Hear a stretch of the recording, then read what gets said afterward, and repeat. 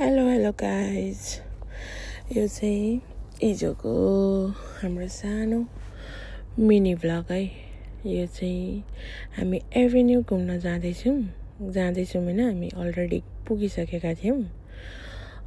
हिजो आँसुको बर्थडे थियो नि त, अनि भेनाले ट्रिट दिनुभएको हामीलाई।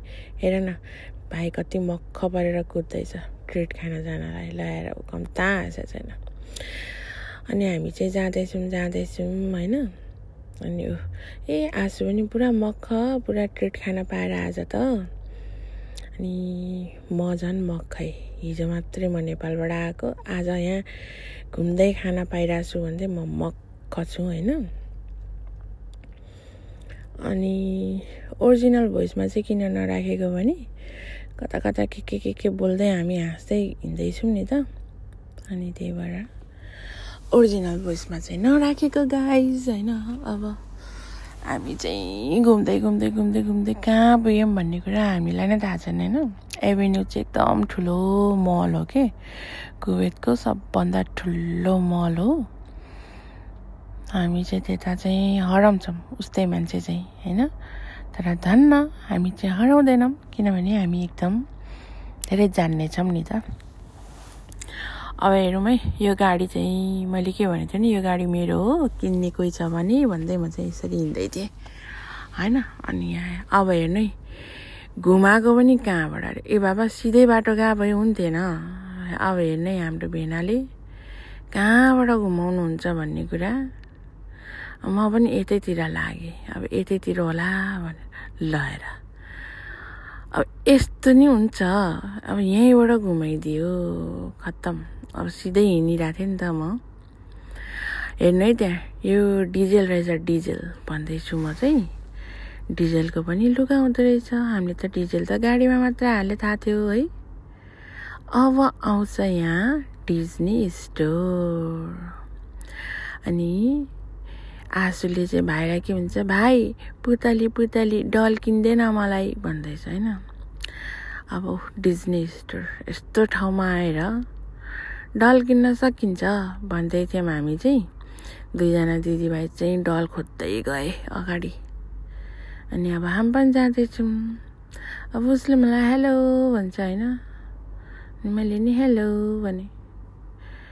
अनि म पनि के कम, नकिने पनि छोइदिउँ न त डल भनेर म पनि अगाडि बढेँ होइन। हेर न कस्तो राम्रो डल, ओ माई गड है, कस्तो राम्रो डलहरू, लुगाहरू, बच्चाको लुगाहरू पनि कति राम्रो। ऊ एउटा खोज्दैछ होइन।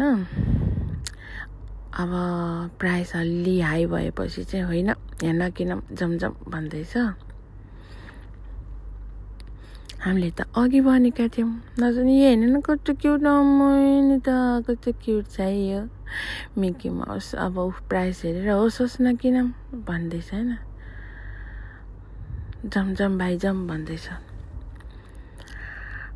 हामीले त अघि नै भनेका थियौँ यहाँ प्राइस एकदमै हाई हुन्छ भनेर। हेर न बच्चाहरूको, ओ माई गड कस्तो राम्रो के।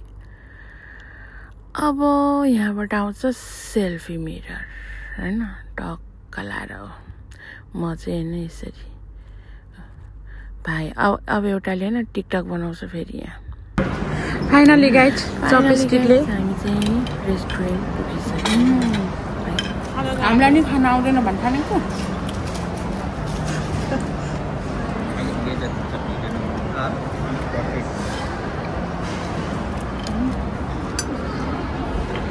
खानु उसलाई मैले सिकाएको भर्खर।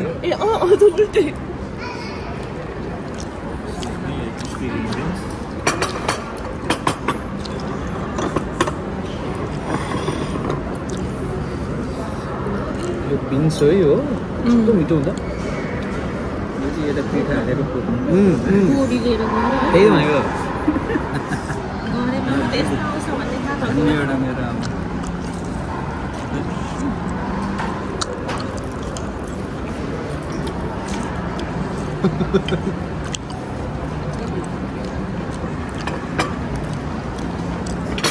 मलाई त्यस्तो चम्चाले खानै आउँदैन जति खाए पनि है भाइ, मलाई आउँदैन।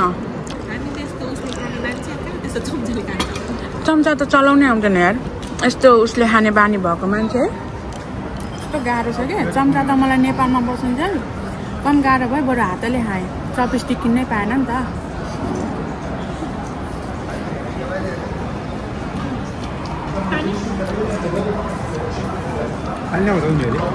पानी चाहिँ हामीले घरबाटै ल्याएको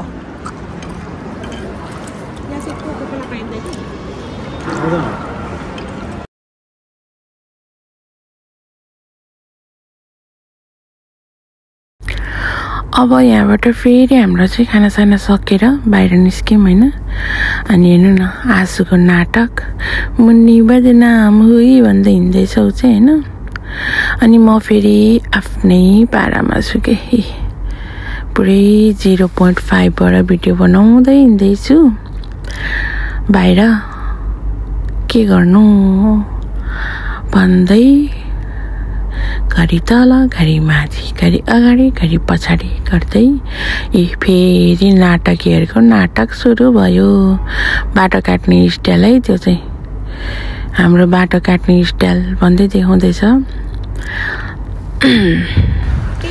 फाइनली हामी घर आइपुग्यौँ त्यस पछाडि सुरु हुन्छ birthday celebration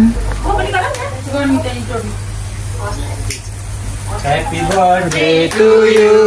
Happy birthday to you. Happy birthday to you. Happy birthday to you. अझै आयो आगो जल्लै Happy birthday to you. Happy birthday to you. मलाई देखाउ न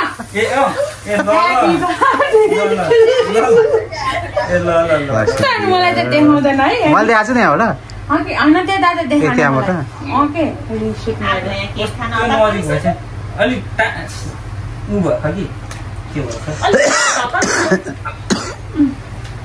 धेरै रात भयो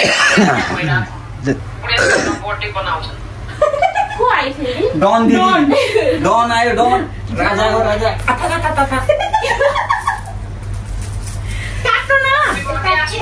Happy birthday, Ash baby. एक वर्ष पुग्यो भयो.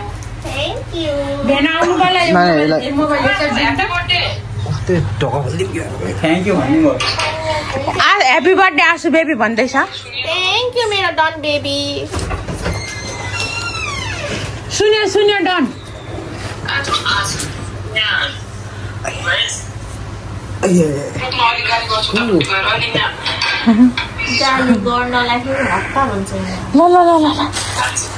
ल पहिला हाम्रो भेनालाई तेरिका ल ह्यापी बर्थडे ताली ब्याकग्राउन्डमा राख्छ है म खुवाउनु पर्यो नि ह्यापी बर्थडे लाउनु पर्छ त्यस्तो भन्न पाइँदैन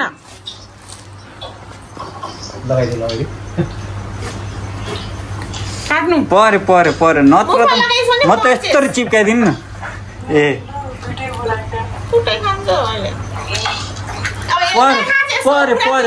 परे दिँदा पनि त्यो चक्कुले हात काट्छ त्यो चक्कु दिन हात काट्छ अहिले नसमाउ न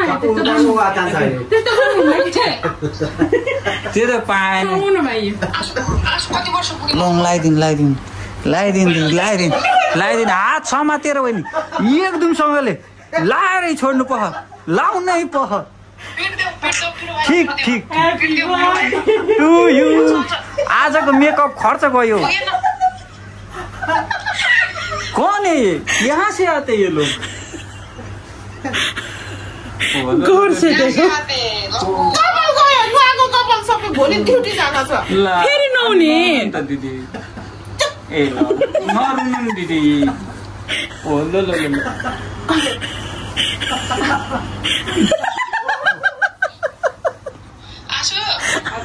लाउनै दिनु हजुर अलि मान्छे गाउँ न दल दिने हो कि क्या हो म आशीर्वाद दिन्छु एक सेकेन्ड सुन न अनि म सुन्छु ए ल ओके ह्यापी बर्थडे आशु अर्को वर्ष अर्को छोरा जन्माएर ल्याओस् एकदम ए छोरी भन्नु न छोरी होइन छोरा ठिक छ अनि छोरी भयो भने हाम्रो जस्तो दुःख मौका पाउँदैन छोरी नचन पाओस् छोरै छोरी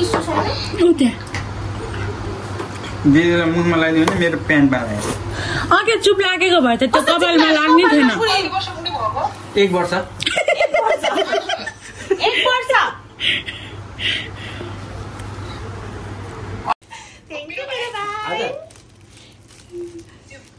त्यो आँसुको केकमा खुर्सानी दल्दियो न खुर्सानी